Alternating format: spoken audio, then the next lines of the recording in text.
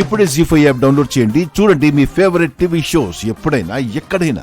లంబసింగికి దగ్గరలో బస్సు లోయలోకి పడిపోగా చాలా మంది తీవ్ర గాయాల పాలయ్యారు.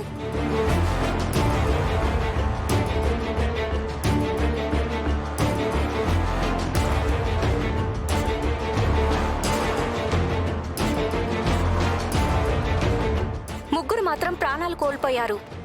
చనిపోయిన వారికి సంబంధించిన వివరాలు ఇలా ఉన్నాయి. 47 సంవత్సరాల నర్సయ్య, 35 సంవత్సరాల శ్రావణి, 24 సంవత్సరాల భాగ్యలక్ష్మి.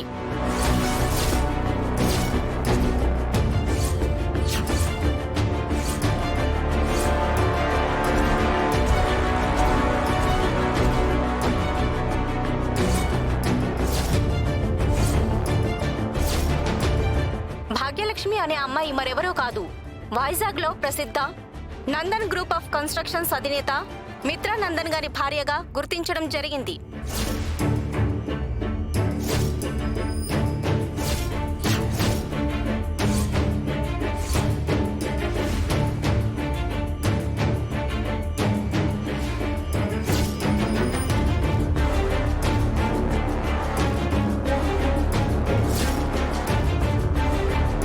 మృతదేహాలని దగ్గరలో ఉన్న ప్రభుత్వ ఆసుపత్రికి తరలించారు.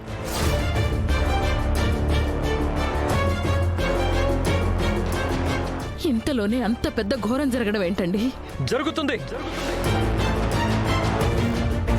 ఖచ్చితంగా జరుగుతుంది.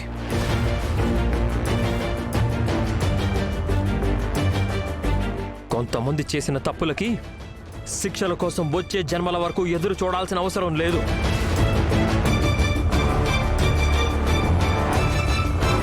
చేసే తప్పులు అంత ఘోరమైనవైనప్పుడు శిక్షలు కూడా అదే జన్మలో పడతాయి.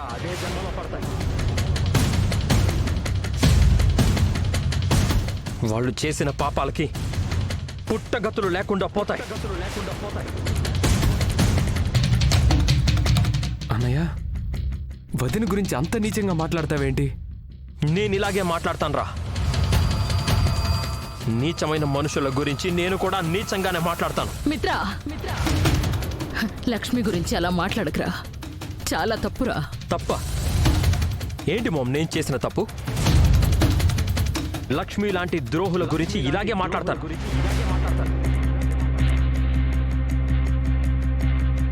ఎంత మోసం చేసింది, ఎంత నమ్మక ద్రోహం చేసింది.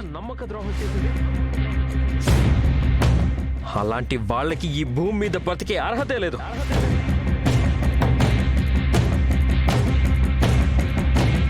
అందుకే ఆ దేవుడు కూడా అర్థం చేసుకొని పైకి తీసుకెళ్లిపోయాడు. పీడ విరగడైపోయింది. మిత్రా, ఆప్తావా?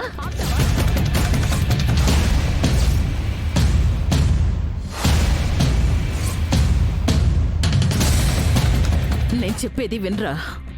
లక్ష్మి గురించి పూర్తిగా తెలియకుండా అలా మాట్లాడకరా. ఇంకా తెలుసుకోవడానికి ఏముంది మోమ్? లక్ష్మి మనందరి కోసం. అరవిందా, నువ్వు ఆగు. వాడు చూడండి లక్ష్మి గురించి ఎలా నోరు పారేసుకుంటున్నాడో.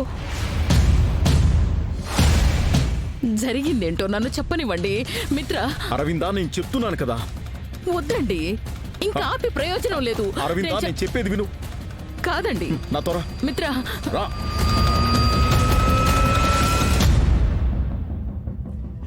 చెప్పరవిందా, ఎందుకో కలవాలని అన్నారు? దీక్షితులు గారు, మీరు సర్వం తెలిసినవారు. భవిష్యత్తులోని ప్రతి క్షణాన్ని లెక్కగట్టి చెప్పగలిగిన మహానుభావులు. మీరు మిత్ర జాతకంలో ఉన్న గండాల గురించి చెప్పగలిగారు గాని లక్ష్మి జీవితంలో రాబోయే ప్రమాదం గురించి మాకెందుకు చెప్పలేదు? ముందుగానే మమ్మల్ని ఎందుకు హెచ్చరించలేదు? ఈ ప్రశ్నకు నేను సమాధానం చెప్పడం కన్నా ఒక ఉదాహరణ చెప్పడం విన్నా. ఏంటి దీక్షితులు గారు అది? మన చుట్టూ ఉన్న ప్రకృతిలో ఎన్ని నిజాలైతే ఉన్నాయో అన్ని అబద్ధాలు కూడా ఉన్నాయి. ఉదాహరణకి ఆకాశంలో ఉన్న చందమామ కోనేటి నీటిలోనూ కనిపిస్తుంది. అందులో నుంచి మీరు తీసుకున్న దోసిలి నీళ్లలోనూ కనిపిస్తుంది. దాని అర్థం చందమామ కోనేట్లో ఉన్నట్టు కాదు, మీ దోసిలి నీళ్లలో ఉన్నట్టు కాదు. చందమామ ఆకాశంలో ఉన్నదనేదే నిజం.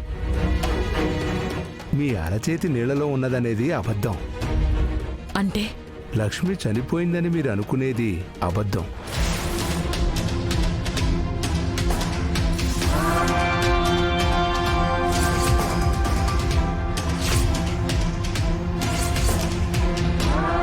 లక్ష్మి బ్రతుకుందనేదే నిజం.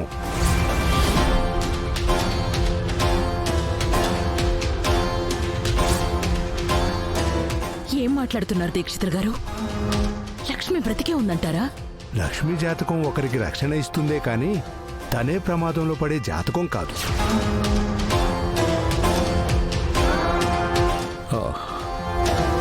లక్ష్మి అందర్నీ విడిచి ఆ భగవంతుడి పాదాల దగ్గరకు వెళ్ళిపోయింది కదా. మేం చూసింది విన్నది అబద్ధం కాదు కదా. మనం నమ్మితే నిజం, మనం నమ్మకపోతే అది అబద్ధం. ఇదంతా పైవాడు ఆడే ఆటలో ఒక భాగం.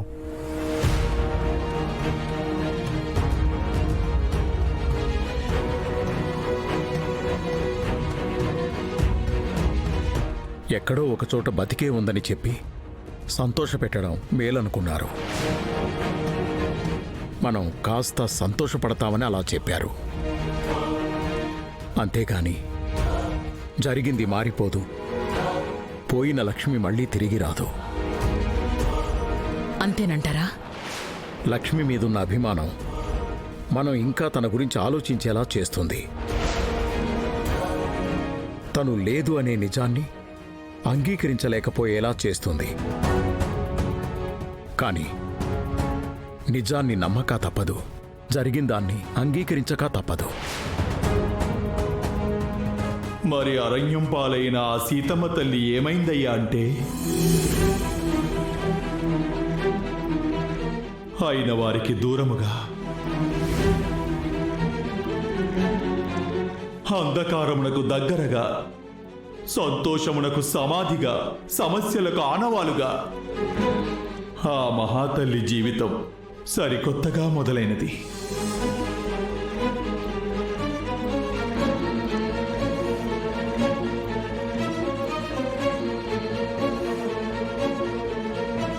నిశ్చలముగా కాలము వెళ్లదీస్తూ, నిశ్శబ్దమున నిరంతరము మగ్గిపోతూ, వర్తమానమేమిటో తెలియక, భవిష్యత్ ఎటుల ఉన్నదో ఎరుగక ఒక దుర్భర జీవితాన్ని కొనసాగిస్తోంది ఆ మహాసాధ్వి.